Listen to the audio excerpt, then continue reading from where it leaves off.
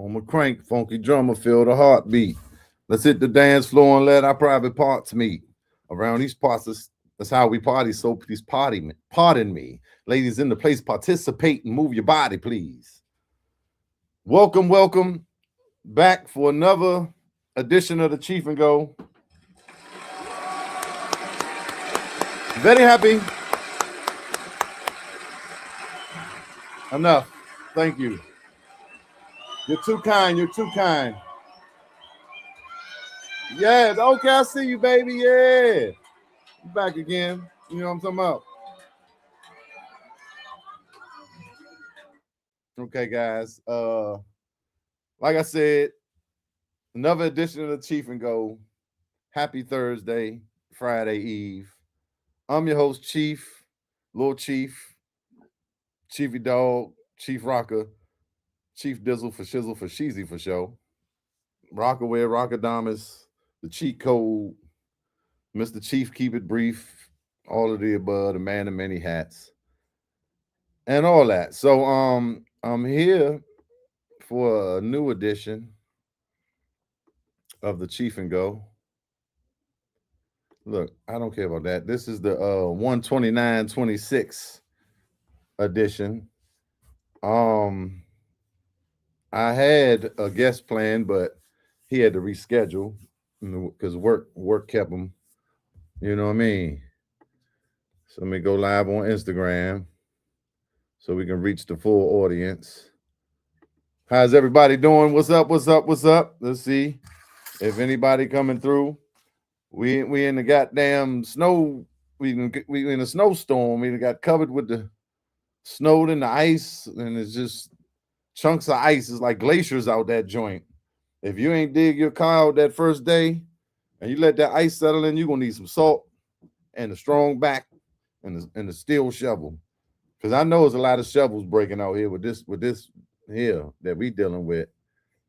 And I'm gonna just tell you, the worst part about it is the drivers. Because you know, some people can't drive when it's regular weather outside. And like just the stuff people be doing, they're going slow at a time where they don't need to be going slow. I don't know if they paranoid about getting stuck with the snow like 2-3 feet over here, you try and pass, and I'm driving up on snow mountains, and you got 2-3 feet over there. And I live in a neighborhood with a lot of short people. We just put it like that. But it's like, yo, you stopping at stop signs for 8 seconds. Man, fuck the stop sign. This is a snow emergency route. We're not doing stop signs. That's how you get stuck. You keep it pushing. You got to know when to mash the gas and know when to hold her steady and know, I guess there's a bunch of rookies out here. They don't know how to drive in it. You know what I mean? They don't got to have no truck. There's people with trucks that don't know how to drive. But yeah, like just the awareness, like, the foresight.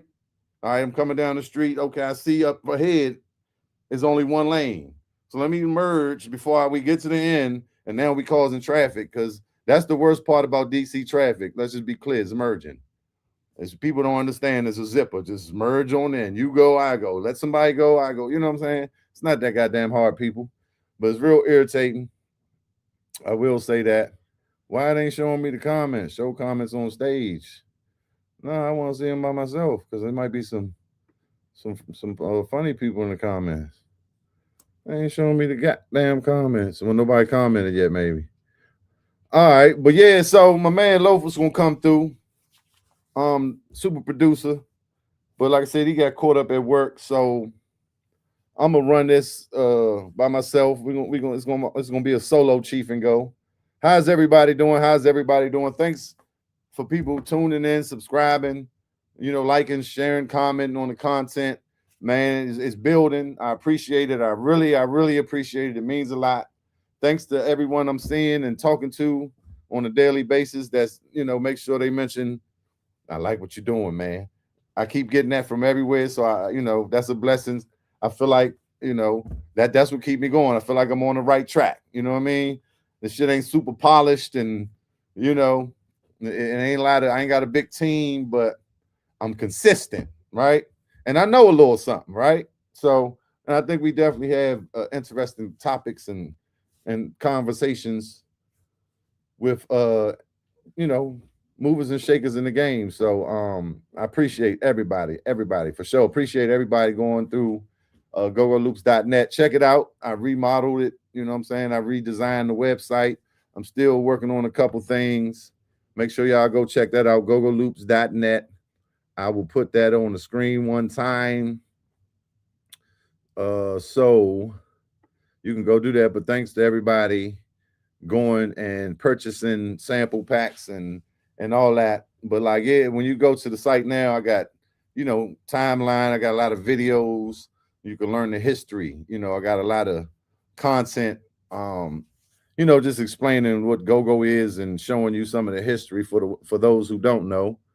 And like I said, I'm still working on that. What's up, DC Ice Cold, DJ Ice Cold? My bad, 804. Petersburg in the building, Petersburg, VA. Man, y'all know, a lot of y'all know, but some of y'all don't. It was a club in Petersburg. It was called Magic City at first, I believe, with a J. Or am I confusing that with the radio station? Anyway, big venue, had the catwalk that go out like 10 or 15 feet above this whole crowd. The stage was like 15, 20 feet. It's like one of them high stages like the old Black Scorpio.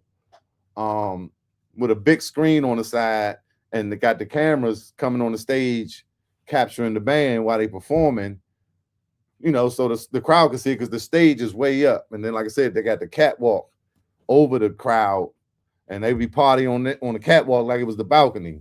So that's down in Petersburg. Then they changed it to Flavors, you know, during our time that we was playing. So it was between 94 and 96. It changed from Magic City to Flavors, but that was one of our favorite spots to play. And we would play with Junkyard. And one night we I think we did it by ourselves, and we got down there, and the line was around the corner, and it was a beautiful thing. And we were shocked, surprised, and very happy, very excited. So appreciate you tuning in, DJ Ice Cold. C Mills in the building. What's up, C Mills? On Instagram, we got the High Life join. Appreciate you, Elgin Shepherd, DJ D Money, DC. What's up, D Money? Mod 345. Check my DM. I will do. That's Marty Mar. I need a loop to practice the congos too. I got that. It's on YouTube. Just go search Go-Go Loops drum loop Congo practice or something like that. Drummer loop practice the drum play along drum video. That's what it is. Play along drums. Just don't forget, I'm the goddamn CEO. You right. You right, D Money. I cannot forget that, my brother. We can never forget that. Shirts coming soon.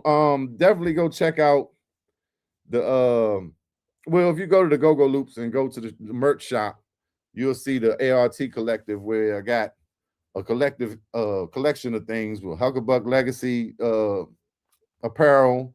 We got Go-Go Loops apparel and Always Remain True. All these things are a part of the brand, and we definitely got I'm the goddamn CEO shirts. I'm gonna do that as soon as I get off this live. What's up, E? My man E and the Natty. Hey, DJ Ice Cold used to DJ at that joint at Flavors, or you was just partying? I heard there's a tape floating around, Hucklebuck joint from one of them shows down there. I haven't heard it, but I would love to hear it. Sean in the building, my man Sean Mackay. He's the goddamn CEO, really, officially. You know what I'm talking about? Man, Sean, I appreciate you. This X32 came in handy. Man, we got it done. My family did a gig for my aunt's Phyllis' 80th birthday, and we all played, all family, right? My uncle was on guitar, my father on bass, my uncle's son Travis, my little cousin on keys, and Precious, Phyllis' daughter, was singing, and my cousin Jelani on the congo. And we jive, turned that thing out. So this X32 came in handy, and that's only because the goddamn CEO, you know what I'm talking about, got me right. Yeah, I got some tapes. I do got some tapes. I got some tapes on YouTube. I got a lot of tapes too, like from, you know, like High Performance and Publicity. Well, not a lot of publicity. Pure Elegance, Hucklebucks, Optimistic Tribe, class band. I got them. All right, but yeah, I'm gonna get with you.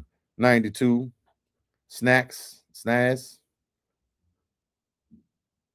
Man, I need, man, look, them was times, man. We used to stay at the Holiday Inn every time we went down there. I don't know what road it was off. It was a food line across the street.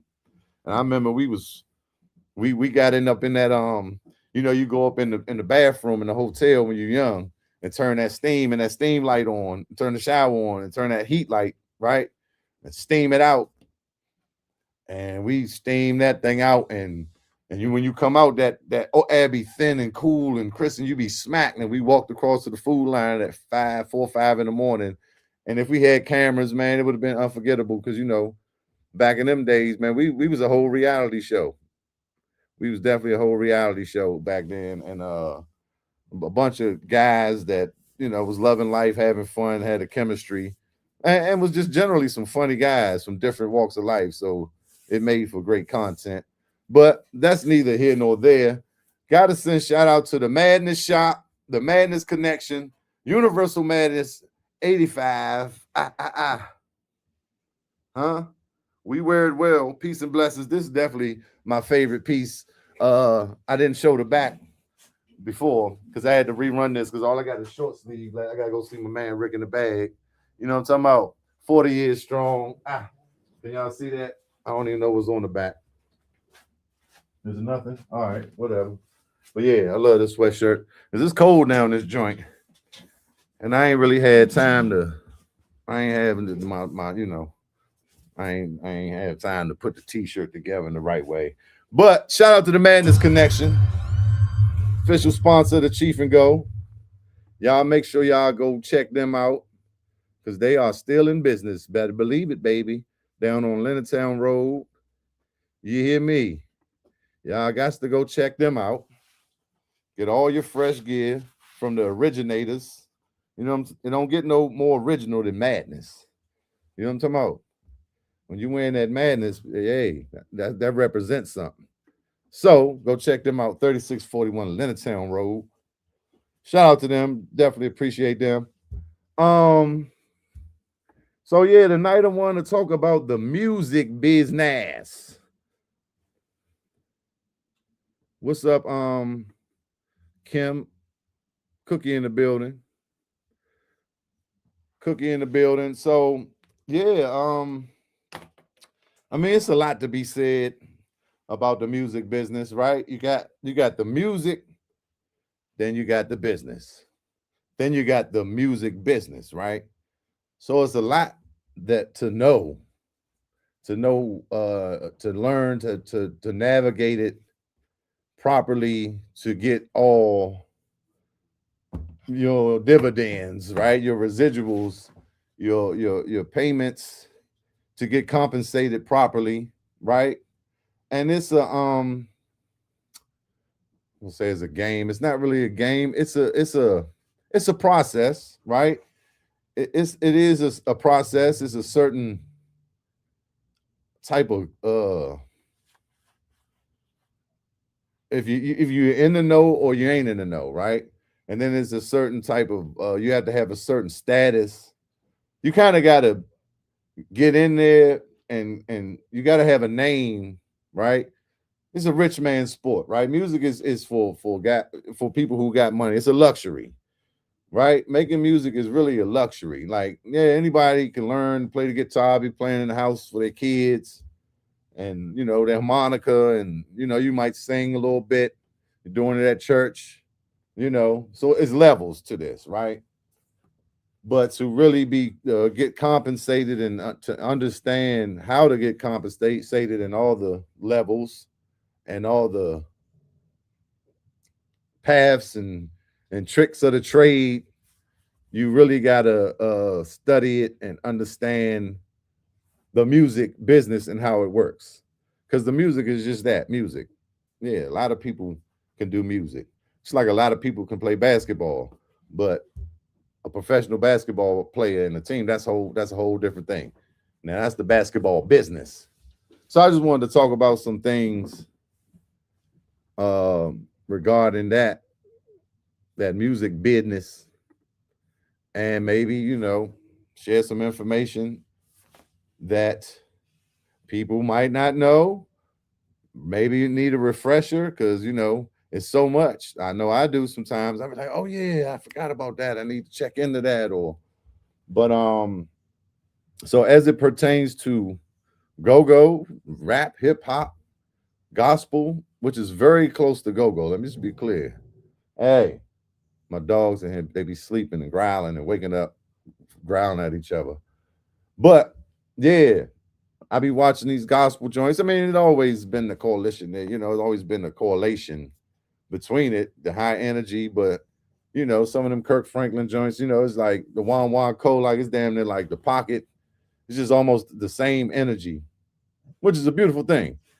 So but whatever genre you're talking about and whatever medium you're using, there's a way to monetize it.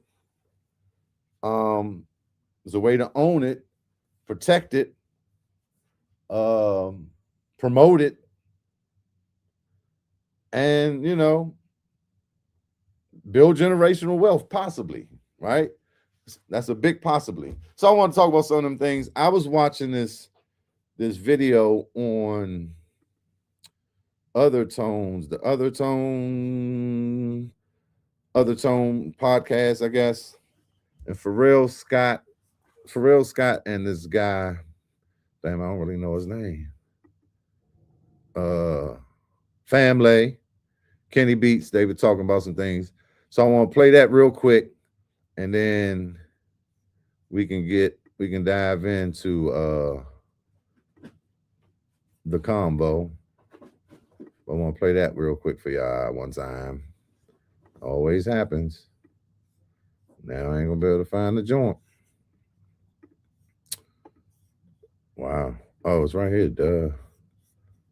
The process, or who feels like they know a lot about it, or who feels like I've got it figured out in any kind of way. I just started speaking about the worst things that went on when I was younger, or mistakes I made, or just dumb stuff that happened. And it seemed like that resonated so much farther, whether I was in the studio or talking to people who didn't understand studio stuff, than me ever talking about an accolade or some big song or anything else. Whenever I told people about kind of like what my path was and the realistic side of experiencing the music industry as someone who doesn't fully understand your part in it, that's whenever the conversations got interesting. And as people around me started explaining to me that the value of a producer is just diminishing more and more and more and more as time goes on, because so many people are so good, so many people can make beats, I started having cameras kind of put on me in the studio and this and that, and it spun into the stuff on YouTube or Twitch or the Discord or anything else. And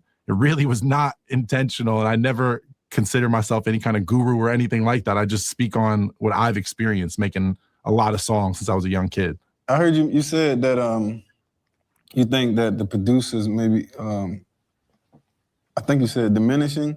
Is it because, and you say because so many people are so good now, but is it a thing of oversaturation or access to to equipment nowadays, or like I want to know your opinion on that. Like, I'm 30 years old. When I was in high school, and by the way, when I was in high school, Hit My Beeper was running through every hallway. Wow. But Thanks, when I was in high school, being in a band was just starting to phase out. The idea of having a lot of kids in your school who play guitar and play instruments, and you can get together and play in a garage and start doing music together, that was already kind of not really a thing. I played guitar as a young kid. I knew one other guitar player. I knew no one who played bass, and there was like a kid at another school who might play drums. And so making beats for me was the only natural thing to do. And that's when I was 15 years old. So we're talking about 2004, something like that.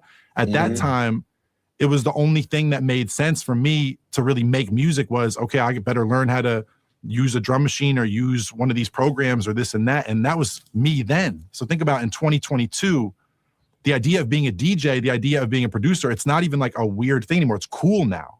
When I was in high school, I'm 6'7". Me not playing basketball was something no one could understand.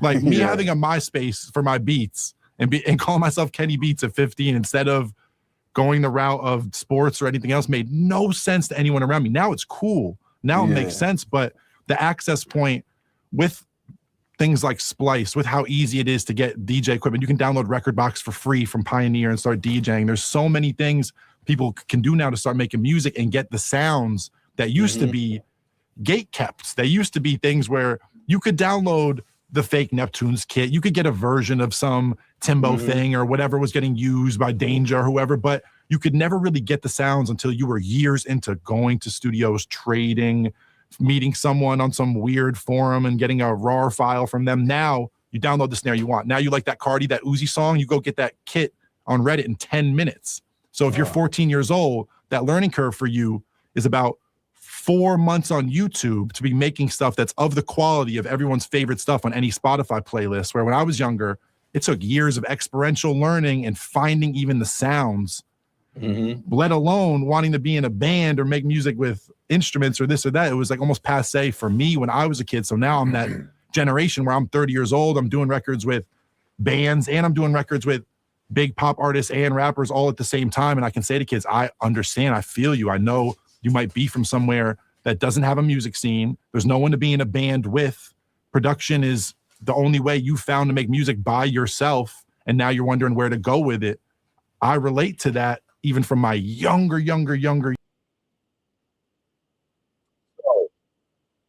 Was him right there because he's younger than me, but I definitely understand those eras that he's speaking of.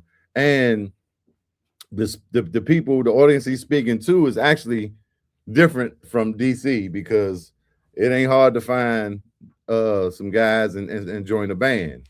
But y'all know we have our own style of music, which is go-go music that, you know, doesn't happen anywhere in the world like it happens here. Even if somebody's playing it, you know, it's a whole culture attached to it, and it's very vibrant.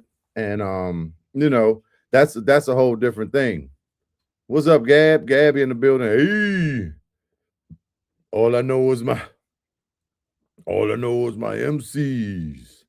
But he speak a lot of truth in that interview with me. You know, you go on your time and watch the whole joint.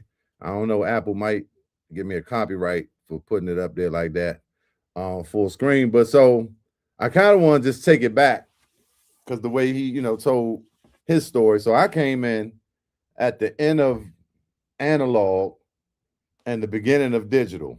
My next door neighbor, when I was 16 or 17, 15, whatever, I went in his basement and he had Macs and PCs. He had the Macs where you could go from one screen, dual monitors and shit like that back then.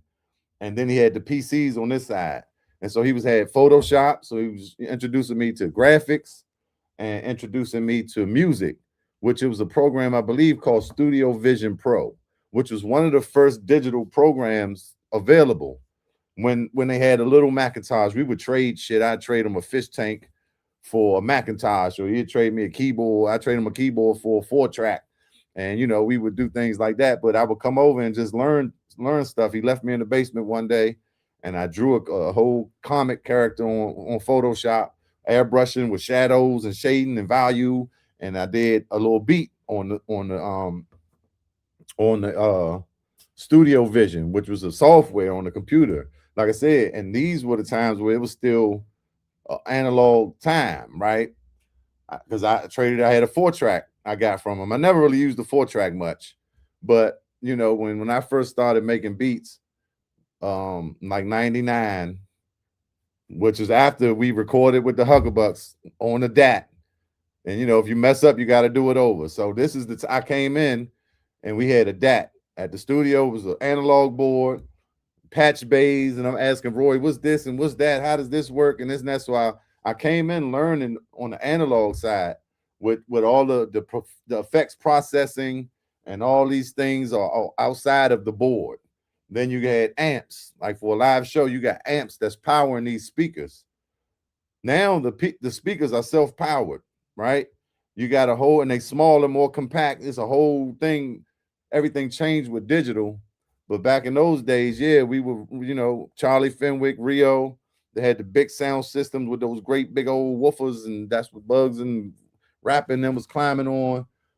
So, but we recorded our albums analog. Like I said, the studio work we did, we had to all do it at the same time. And ain't that much cutting and pasting you can do like now, right? So you really had to do it and be good. Then the digital came in. Like I said, I was introduced to that early with Studio Vision. It was a joint called Max Tracks, I think. When I traded and got the Mac from him, he gave me the disc for that joint. I brought the Mac home. Some kind of way I blew it up before I ever used it. Anyway, so I'm just saying I came in on the cusp of both of those things. So I have an understanding of both. And like I said, so when we really started doing tracks and I got my EPS Plus and me and Los was learning sequencing, we would be in the studio and we would be playing the track and muting stuff in and out, whether it be on the board or the keyboard. Like, he'd be playing the beat, and that's how we would get our drops, our verses, and our hooks. Well, now you could go, cut, paste, and that's the hook, boom, boom, boom. You could do it one time, paste it. Now we would have to go track our joints out in real time. So everything just took more time and more attention. And almost it was a more spiritual element that came with that side because you're doing it live, like the Chief and go, y'all. So yeah. Dig say he still uses hardware. It's way easier for producers to come up now. You can make an album video promo from the crib with your phone. Like they say, he got the whole world in his hands. If you got a nice iPhone, man, you can get it done, right? So that's the difference. But what's the quality? Now everybody has access, but what's the quality, right? Because how many years did you sit in the basement doing it the long way, figuring it out, having an ear, going to school, being mentored, being in certain situations and spaces, absorbing, observing, taking advice that's making you better from these people that all went through that same journey. Now you got these guys and they get the equipment, they get the idea of what they want to do, and they can just boom, boom, boom. And some of it is good. It's not that all of it is bad. It's a gift and a curse, because we get some great stuff from people that may have been in the cut and they just naturally talented, naturally gifted. But at the same time, we get a bunch of stuff that's just in the way and, may interfere with somebody seeing your stuff, and you've been at it for years, and, you got a, certain skill set, and they jumping, they leapfrogging in front of you. You know what I mean? So, which brings me to, I just want to go through the brief history, because I took a class on like this Harvard. It was like a free joint. I forget, EDX, whatever, some years ago. And the OJ's lawyer, I believe it was the OJ's. It was a guy, he just did a whole course. And you know how people was in an uproar when Napster and the file sharing came out, and now they're in an uproar about AI. Every 10 years or so, now exponentially faster, things change, technology changes. And you always find a way to figure it out, to, look, I don't know about now, I don't know what we're gonna do, but it usually works itself out where the artists and the producers and everybody finds a way to get equally compensated and tracking and everything of how it's supposed to be. But this goes all the way back to the piano roll. He broke this down. Now you see them Western movies where it just be a piano playing, bloom, bloom, bloom, bloom, bloom, bloom, bloom, and there's nobody playing it, right? So this was one of the first, I guess, methods of music distribution or publishing, or music being played without the band being there, right? And so in that time, the sheet music was being fed to the piano, and it's reading the sheet music, and whatever type of automation they did, was allowing that piano to play these songs in these saloons and the westerns, like I said, western movies, whatever. You had the phonograph, you had that. It's called the piano roll, I think. The phonograph was they going down south and Bobby Johnson and they pulling up on the farms and finding people, slaves, right? The Negro spirituals, the minstrels, like this rich music history that was just, like I said, this was at home. This was niggas in the field just singing songs. We had a voice. The voice was the first instrument. I always say the congo, the drum, but it was the voice. So this instrument, so they was coming in when they had that phonograph and they was able to capture that and go reproduce it and distribute it, right? So that was like, I think the first. Now they got the piano roll. Now we got a way to play it and that person ain't even there. And of course it wasn't vocals with that, it's just more music. And we'll get to that later with publishing your sheet music for a marching band to play. Like that's a whole nother avenue of publishing that people may not think about. But yeah, so fast forward, phonograph, 8-track, we had tapes. And so this, what I'm saying, went on for a long while, right? And then 90s, early 90s, now the compact disc comes in. So now it's this miniature record that can hold way more songs and get produced way easier. And now we're in the digital age with CDs. That's really where, vinyl tapes like go-go, mixtapes, PA tapes. This is the realm of late 70s, 80s tapes. That, reel to reel, warm sound, associated with warm sound, analog.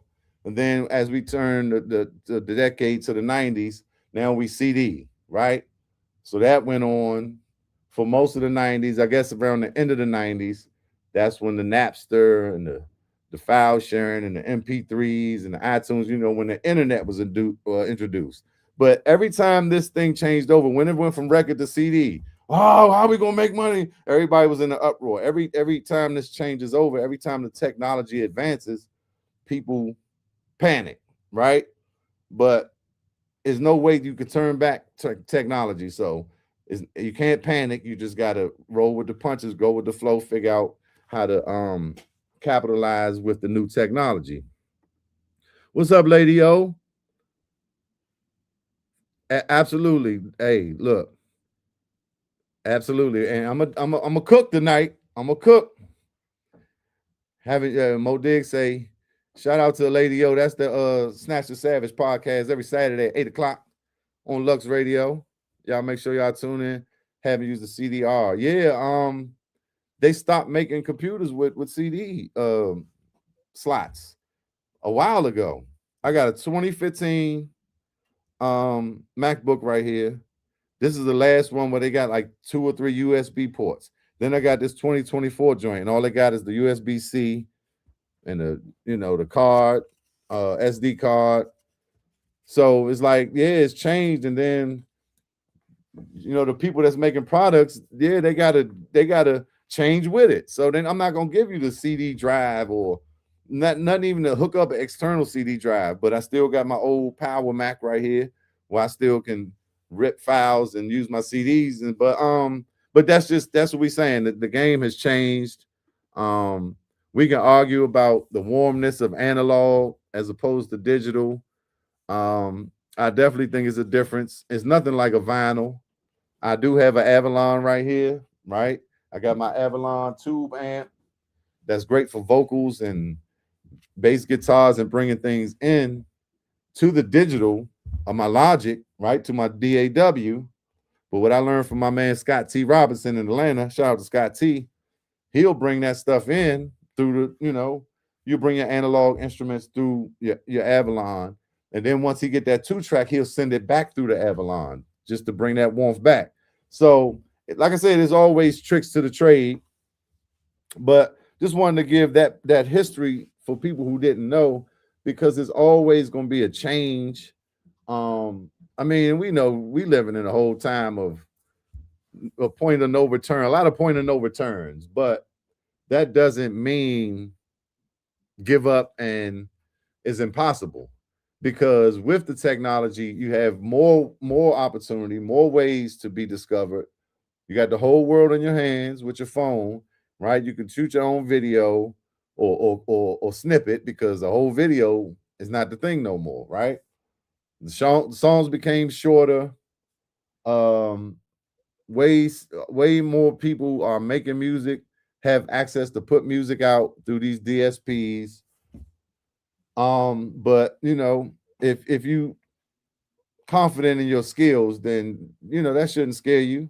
You know, a lot of people, a lot of us, people I came up, we older, but we still got the skills and the knowledge, right? And so I want to get into writing, producing, how that's changed, producing. Me and Diggs talked about this on another show a couple weeks ago. We were talking about the entry level pay of a producer and how that's changed with these advances in technology. But I just want to make sure that people understand the climate, the terrain, the atmosphere of this music business, and you know, maybe give some insight on how to go about it. Just from my humble opinion, I'm not getting rich off music. I tell you that. That's why I'm doing the Chief and Go. One of the reasons, and another reason is people been telling me, "Yo, hey, you should be doing radio, man. You should be on TV. You crazy, you know, my whole life. Hey, you got a radio voice, you know." So this is not exactly radio, but we are on Lux Radio. But you know what I mean. Media was I think a natural progression for me. But so that's just one of the things I want to talk about, because the actual music business, and let's say you're one of these young producers and you're making music in the house on the laptop, you know, you don't have no real big team or label or following or production company or public, you know, like a publicist or publishing company that's able to put your stuff out there to the masses, which comes with a cost. And you just want to be able to, you know, go viral on TikTok, which a lot of artists have started on YouTube, TikTok. It's a lot of them. I'm not going to name them, but there's a lot of young artists that have started through these means. But there are ways. So I wanted to talk about them. So there's much more to music, much more than music to make money, right? So okay, they saying, you know, Spotify, Apple Music, they paying 0.639 a cent, you know, not even a cent, not even a fraction of a penny per stream. So you gotta have this many streams to even make any money. Then you gotta pay the DSP, DistroKid, TuneCore, CD Baby, whatever platform you're using to even put it up there, and for different services like your YouTube content ID matches, certain things for certain platforms you got to pay. You might have to pay a yearly subscription. So, you know, sometimes it don't even out, or you know, you might be making a little bit more than what you're paying. So now people are looking at like, why am I going through this DSP? And a lot of these labels have bought into these companies because they see that's pretty much the new way to capitalize on music, right? You got 3 big labels. That's another thing. It was a whole bunch of labels and subsidiaries of labels, parent labels and labels under them, right? Warner Brothers, Universal, Sony Music was pretty much is the big 3 now, right? Now it ain't a bunch of Aristas, and you know, a lot of them other labels fell off because of the technology and the way music was being consumed. So if you're not a part of that machine, you know, how do you get to it? But that machine said, hey, we see how many people are uploading songs and albums every day from their living room or their little studio or their little crew. Let's capitalize on that. So they bought stock and shares and, you know, bought these companies out. So they are getting a piece of it, you know, a big piece of it, these labels right now. So, you know, and it ain't about I'm gonna beat them, they're not gonna beat me, and it's not. You got to figure out the best way for you to get your music heard, seen, out to the masses, and then pull those people in, right? Pull your tribe in from that. So a lot of people say, like Woody Woods always saying, man, y'all go out here and y'all putting it out there and this and that. And I understand what he's saying, because yeah, a Master P mindset, or that CD age where you can go right, Jam and Jeff and Big Butch and Mac Attack Arcade, and you know what I'm saying, these people, PA Pat, you could sell these CDs, but that was the time where that medium was prominent, and you could come up. But now that's not the case. So if you're a smaller artist without a big following, how do you reach the people to get them to come buy your CD? So like, let's say you're not putting it on DSPs on all platforms, right? And you want to drive traffic to your website where you got it here. You can buy it on a USB drive, physical. I'll send you a CD if you want it, or you can download it straight from my website, right? Which that's some coding and widgets and shit you got to do already. So that's some work. But then how do you get people to come to your website to get it from you when they can just go to Spotify and hear all their favorite artists, right? So I understand what Woody is saying about bringing it in and controlling, and making all your profit off it. But at the same time, how do you get people to know about it to come and purchase it directly from you, direct to consumer? Now that's something you got to figure out. And that comes with clever marketing. Now you got social media, you got TikTok, you got Instagram, you got YouTube, you got Facebook, you got Twitter. So you got to figure out how to draw people in to you as an artist, your personality, to go buy your music, right? Or song, maybe one song in particular. But I think the overall idea is to get them to know you or like you or become a fan of you. And you can do skits, you could do something like a podcast. You can have a girl twerking to your joint. As many ways and many lanes of study with that. I'm not gonna get too deep into that, but that's the trade-off. Like, and maybe you say, all right, I'm gonna do the DSPs, I'm gonna do on all platforms for 2 years to try to bring people in, because I'm reaching people all over the world. And then after this 2 years, then I'm gonna pull my stuff off and go have it all on my website, or when I'm doing performances, you buy it from me physically, direct to consumer, physically. So that's one aspect. I'm jumping all over the place, but it's just a lot.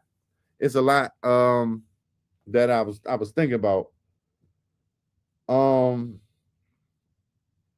So yeah, so like merchandise, right? T-shirts, hats, keychains, lighters, stickers, socks, pants, bags, whatever, that you can produce carrying your name that can make a person remember you, right? Like, say you do a show, and at the show you selling these whatever, this t-shirt or this keychain or this hat, something that people can take away, and when they might have forgot about you, look at it and remember you, and look up your music on all platforms and be able to go stream it. That is giving you some numbers, though. It's putting you in the system of BDS, broadcast data spans. Maybe that's not broadcast data spans, but streaming, right? So it's just like, you got to figure out what's best for you at any given time. So I think that's important. But yeah, just different content, right? I think movies, short movies, stories. The whole key is your story, period, right? You want to tell your story. Now, whatever format you use to do that is up to you. You got to figure out that for yourself. But how do you tell your story? How do you draw interest into who you are and what you stand for, right? What's the definition? And that's how you find your tribe, because they like, man, I like that. I relate to him. I'm like that, right? When we watch a movie, we see the hero, we see the main character, and we identify with them usually. And it's just like, and then we go through the movie, we go through the obstacles and the ups and downs with that hero, because we have identified with them and associated them with them and have a relationship with them in a sense. So that's how you want to come off to your audience, to build this audience, so you can then maybe pull your stuff off all platforms and then have it in a specific way on your website or however you figure it out. It's all different type of ways to skin this cat. And examples of this would be La Russell, is that his name? The dude out Cali, you know, had a great plan, strategy. I don't even know if it was a plan. He just started stepping, he started doing it. And it turned out, and he do his thing in his backyard, kind of like a front porch. Right? Look at what Nucci did, right? So it's different ways that we can find to bring people into our story, and then, you know, once they're in our story, then once they relating to us, once they tapped in, they might buy the products, right? So that's another way. Products, cologne, further than merch, spring water, right? Alcohol, whatever. You might have a weed brand. Like I'm working on the Chiefism rolling papers, right? Stuff that makes sense to your brand. It's just different ways. And then, you know, you get out here and you meet people and you network, and you never know. You find somebody that can help you, you know, with these ideas or help you with the manufacturing of it. So these are all the things to think about, because sitting back and waiting on royalties from streaming is not going to be good, because music, you know, it's never really been. I mean, it's been a time, if your contract was right, that you could make some money. You know, it's certain eras, but right now it's really not that time when you know, when it comes to like sales or streaming, right? Downloads and streaming is where we at. Shows, live performances is, you know, probably where you will get the bulk of your money. So like I'm saying, you get people into your store, you get people that's feeling you and liking you, and you know what I'm saying, that's your tribe. And now you go do stores, you put your music out there. So that's why I'm saying the Woody, you might need to put it on these all platforms just to get people familiar with you, because you might want to go down the road to South Carolina and do a show at a little lounge or something. And you just, you know, you got to figure out a way to build up that tribe, that faithful tribe, right? It don't got to be a lot of people, it just got to be the right people. And now they locked in with you. And so I'm selling this water bottle cup that you could, you know, little, you know, that you could put your water in or your drink in, your coffee, right? Come to my website, I got that. And then that's a representation, the extension of you and your brand and what they liked about you. So they buy that. And so, you know, you can have different things that they buy into that will ultimately turn into more profit than probably streaming will. So different ways to release your products too. Exclusive things like certain songs, right? Certain albums, EP, it might be exclusive.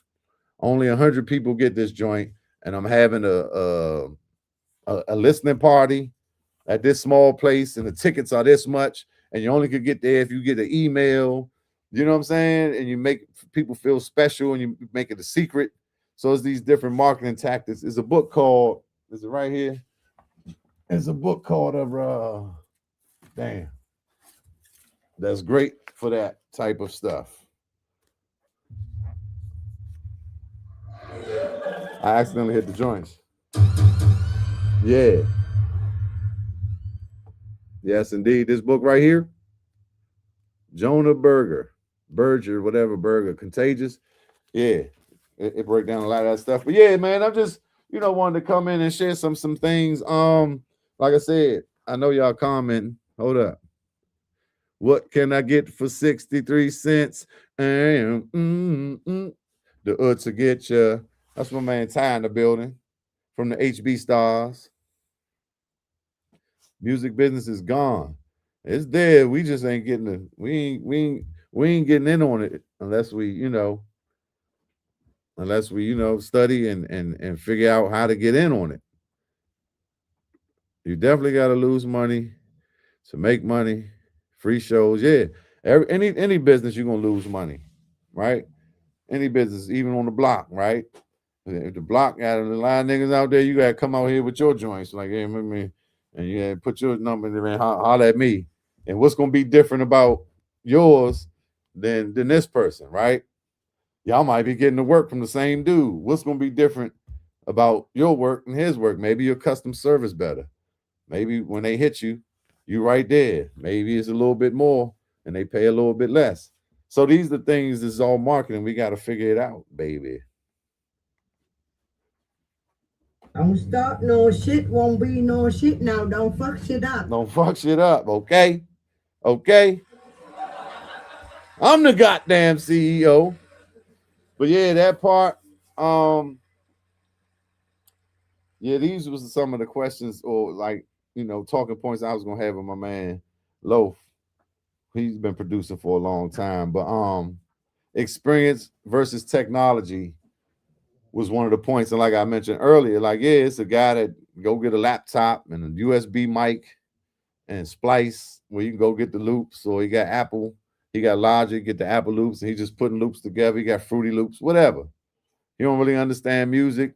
Maybe he got an ear, you know, whatever. Maybe he just throwing it together. Maybe it's trash. Maybe it's all right. That's technology, basically. That's what we're dealing with. But experience from a school I told you about earlier, what you had to go through to learn or even just take step one was so much that it couldn't be a pump fake. Like you had to know something. So I think that's the difference for all our older producers and writers who may feel like they don't have a chance. I think the knowledge and experience gives you a you know, a leg up on the competition.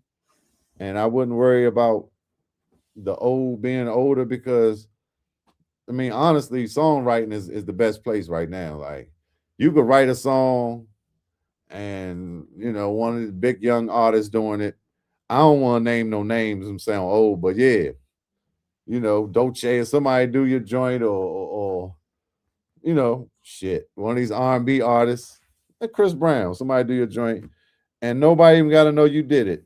You in Walmart, you at the game, you at the gas station, they pumping it, you in the store, downtown locker room, they pumping it, and you walking in there, and the young nigga walk by, man, move out the way, old head, you old ass nigga.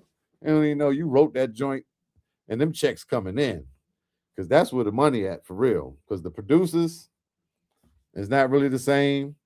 I mean, there's ways to get what you, I ain't gonna say what you deserve, but there's ways to, you know, to get what you want or what you will settle for. But when it comes to writing, it's really no way. I mean, there's ways they can rob you on that, but you still got to be careful with your paperwork. But I'm just saying, I always looked at that though. Writers always been like the top of the food chain. Because like the dude was saying, I don't even think he got to that. He said, yeah, you know, there says no samples in the beat, boom, boom, boom, boom. And then, you know, once you go to do the paperwork, you got 3 different youngins that done did the production or beat making, right? And so everybody got to get paid, but usually it's one writer or maybe 2. You know what I'm saying? You might have a co-writer or writing, you know, y'all writing a team that y'all writing together, you know. But a lot of times I just think that's the way to get to get all the way to it. So, but yeah, experience versus technology, CDs versus social media, right? So we had the CD in the trunk, on site, we got that thing, right? Now it's social media. It's like that's the trade-off. Now, instead of pulling up on somebody with the CD, man, pop this joint in, whoop, whoop, whoop. Now that's the way you're getting it out there. Social media is probably the biggest way. Because even with the DSPs, on our platforms, you're promoting that on social media. So that's kind of like social media is the new CDs, the new tapes, the new vinyl. Bigger rocks go faster. Fact, man, 2 for 30. I mean, 3 for 20. You know what I'm saying? Shit like that. Right. And you know, that's a whole nother story. But yeah, approach to creating and releasing production music songs. The approach, like I said, thinking of clever ways to market your music, clever ways to use these, to leverage these platforms to get your message and your story and your music across, your art, right? And a lot of times it might not be, hey, go listen to my music. I put out this new song and this new EP and this and that, and it's me and my mans and them. It might just be creating a visual that may relate to the music in a way, or maybe not. And because everything is so normal, everybody just on social media going live, sitting at work, or doing regular shit. So you're doing some regular shit, and the music just playing in the back. You're not even mentioning the music. Because somebody might say, man, what's that in the back? Oh, that's, because it's not direct in their face like you selling them something. Because everybody's selling something. So everybody's selling a course and my master class, and I'm going to coach you. And so people are bombarded with that. So sometimes you got to sneak it in a stealth way, right? Where you just got, you might be in there with your kid or something. And y'all doing something cute, that women and people gonna be like, oh, that's so cute, this and that, but your song playing in the back. And subconsciously, things like that can help it seep in. So just things to think about 2026. The AI thing, it's brand new. You got the open AI, you got Suno and a few other platforms that have learned to recreate music by using all of the music that's in our shit that's out here in the realm and out here in the world, all the music that has been created and fed into this machine, this learning machine, this AI machine of learning to be able to regurgitate it and spit it out when you give it a certain prompt, right? So that's the open AI and what they call AI slop.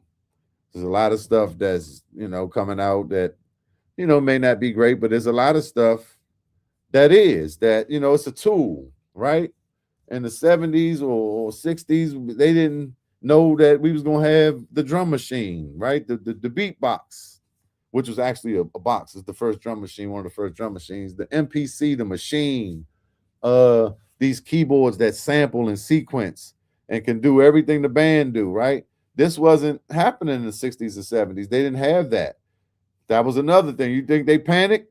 Man, how this machine gonna do what I do? It's gonna take my job, right? It's inevitable. It's technology. So those were forms of AI in a sense, right? Because it's a computer that can do what you can do, right? So now we got this open AI. We got a lot of talks about intellectual property and, whether they stealing, and how that's going to turn out in court later because it's like new. It's a whole new thing. But, you got artists that's writing the stuff and they just going to get the Suno to create the track from their prompt. From there, I want a bass line to sound like this. I want the vocals to sound like this. But the thing is, all those bass lines and vocals come from previously recorded music that are out here that have been put out into the world. And so that's the fuss about that. Oh, yeah, they stealing. And some of it more directly than not. But saying that to say, like I said, all eyes on us. I knew a time would come where real music, live music, real musicianship and instrumentation was going to become a commodity again, sought after. Like, yeah, it's going to become top tier. It's going to become upper echelon. So we're entering that time right now because now that you're going on your all platforms and listening to music, they say it's like 50,000 AI songs being uploaded a day, and that's just like Spotify, right? So you're gonna have so much music, you're not gonna know if it's real. Is it a computer? What's real? Like what's authentic? Like fake Jordans and Gucci from the little on the side of the street, right? We get to that point where the only way you're gonna know it's real is if it's live. So that's going to become a specialty. It's gonna be bigger now. It's gonna be like more special. I don't know why I can't think of my words, the specific words. But you know what I'm saying? That's gonna be more. That's gonna be the shit, okay? And because the AI is gonna make it so saturated. We already said the technology and advancements of technology and the access to the equipment and the loops and all this have made it saturated. and the price that producers get paid then went down. So now you got AI where anybody can just prompt the joint. And so that's going to become so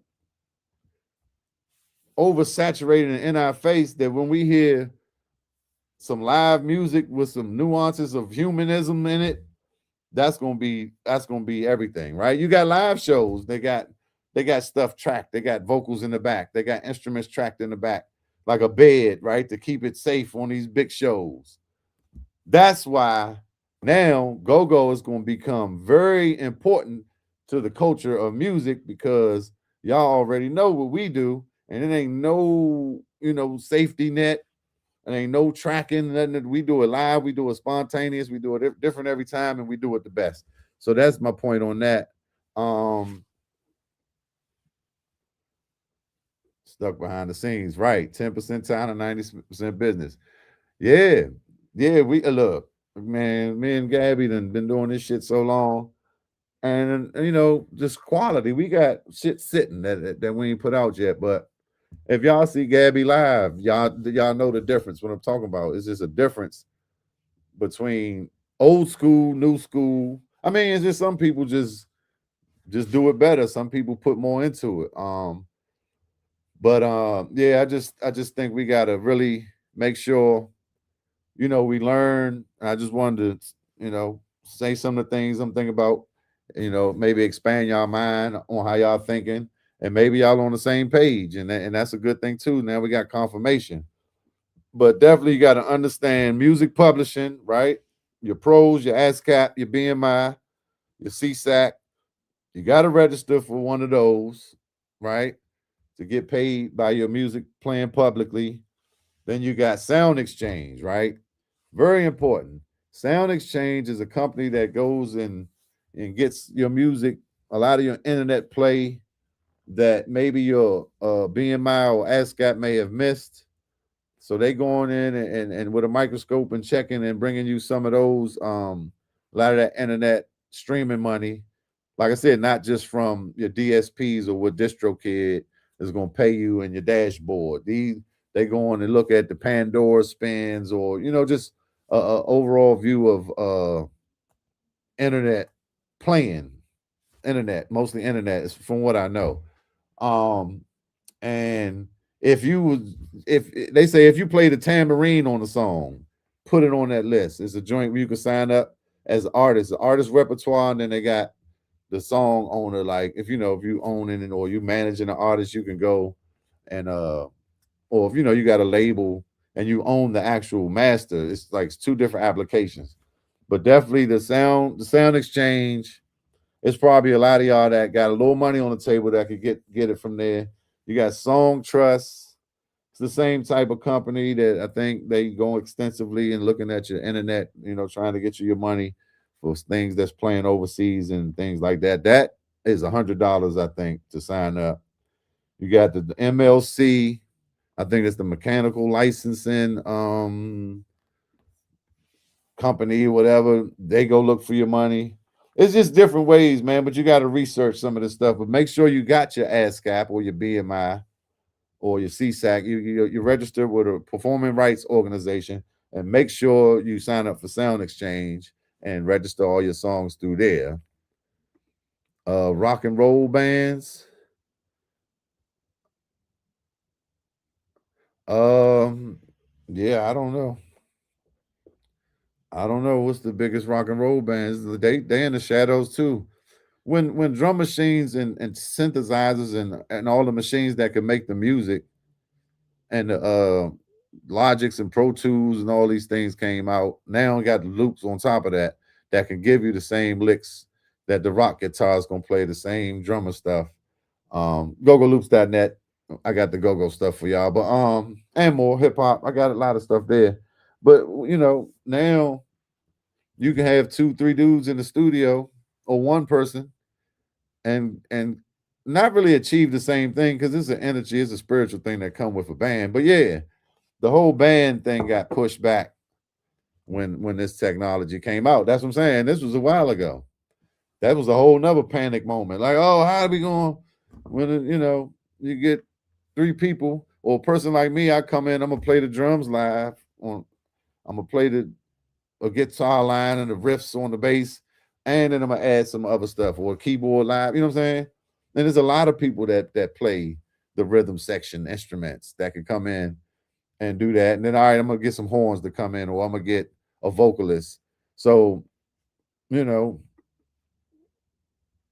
it's different ways that the game has changed, but we just got to figure out how we got to get to it, you know. And everybody's situation is different, and everybody's mind, creativity is different, and that's, you know. But we all connected, so, you know, Sean might have an idea and he go do something, and, you know, that jump win, and I might look at that and say, oh, I like how he did that. I'm gonna take this and that, and I'm gonna do mine like this, and that's how we progress.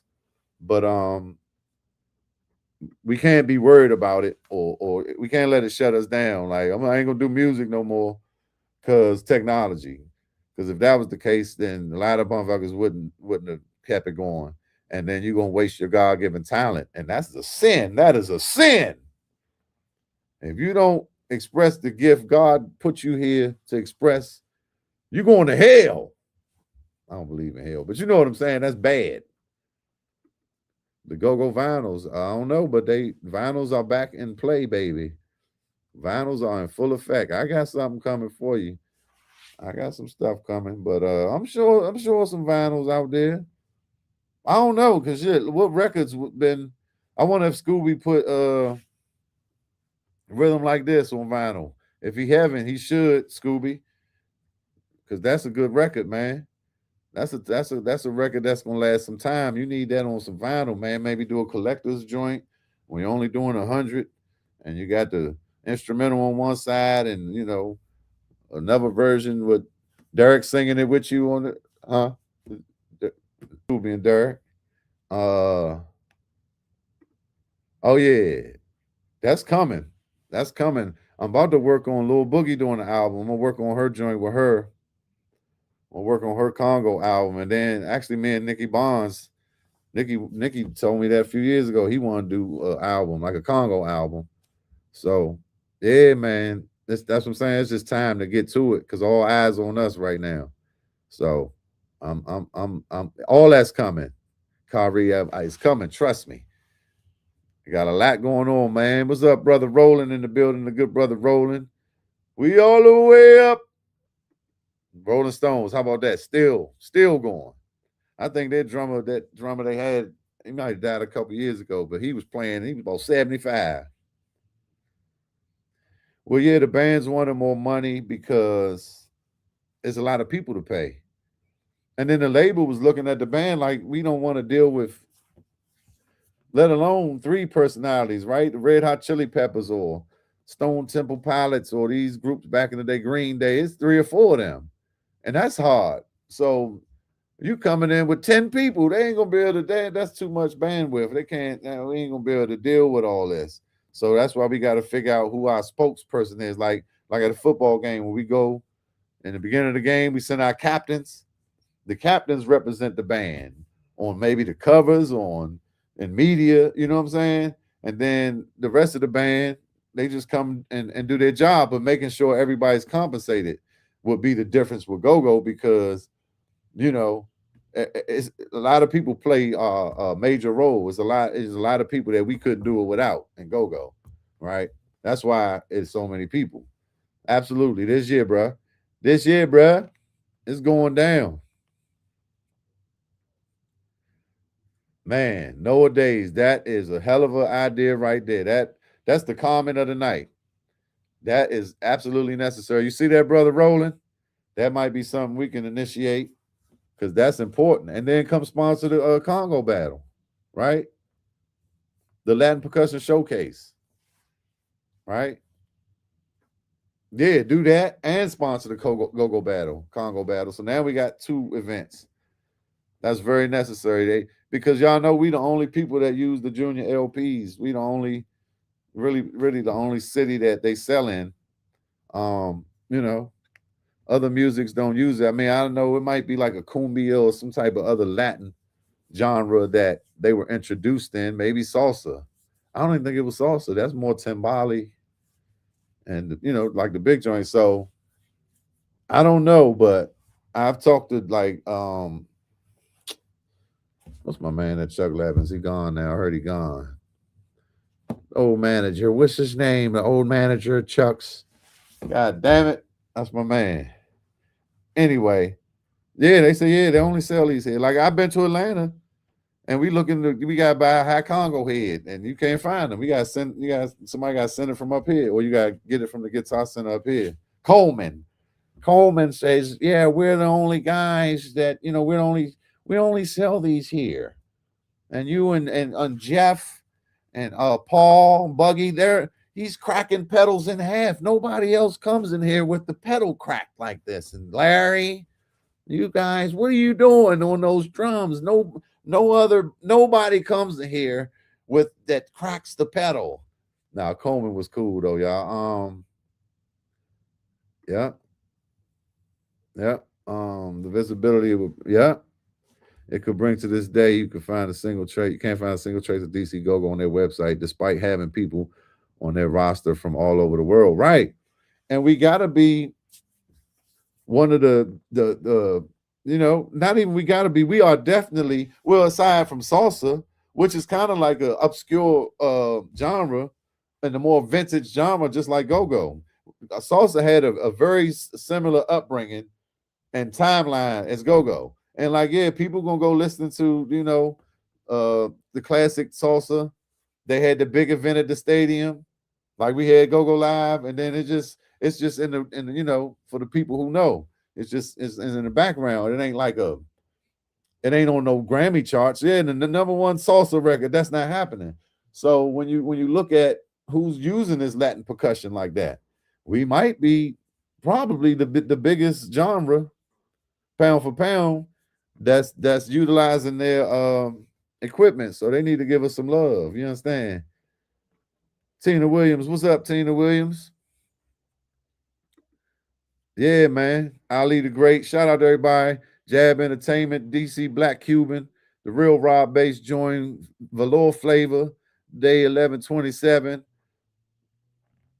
Rena Renee, Tony 81 SC, Wayne 08, Beans Burberry, everybody, Sugar Lovers.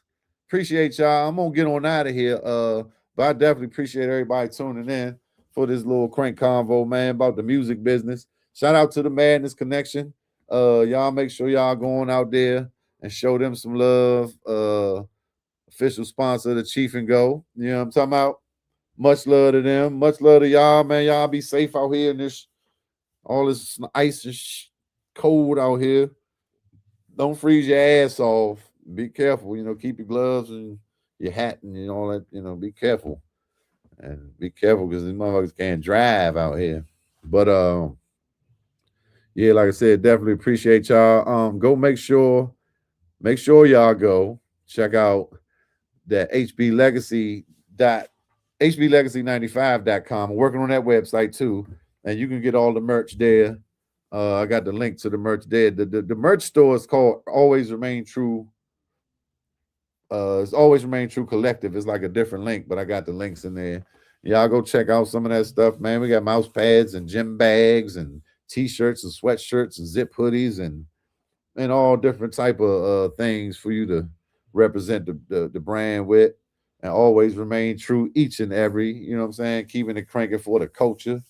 Go-Go Loops, that's what we do. Chiefism. Hey, I got to get out of here, but definitely one love. Appreciate y'all, man. Like, share, comment. Go subscribe to the YouTube. And LP is definitely the sound of go-go. Shout out to my guy Noah Days. Appreciate you. I ain't seen you in a minute, brother. Good to see you back through here. You out there, Noah out there in Toronto. He used to the snow. Ain't that where you at, Noah? Vancouver, Toronto? You know what I'm talking about? Yeah, shout out to my man Rick in the Bag, Ed, Woody Woods, the whole Madness crew. 3641 Leonardtown Road. Y'all go get fresh. Tell them the Chief and Go sent you. Say, man, Chief and Go told me come down here that y'all had what I need. Y'all definitely gonna find that down there. You know what I'm talking about? And man, look out for the Hugabug documentary. I'm working on it.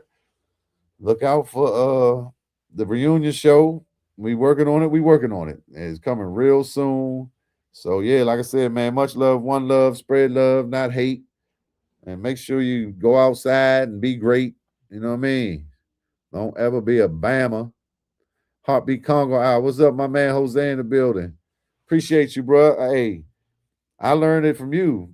Y'all know Jose is the first host to go. You know what I'm talking about? The original Metro World. How many people used to come in and watch Metro World when they came home from school? Man, Metro World was everything. Those are the type of things that motivated me, got me inspired to come out, one do it. Because I was just excited, man, seeing these dudes, seeing the go-go, seeing the go-go shows and all that. So definitely shout out to Jose and the Heartbeat Congo Hour. My man, cousin Dre Drink in the building. 10-4 over and out. You know what I'm talking about? Love y'all, man. I'm out of here. Peace. Peace and go.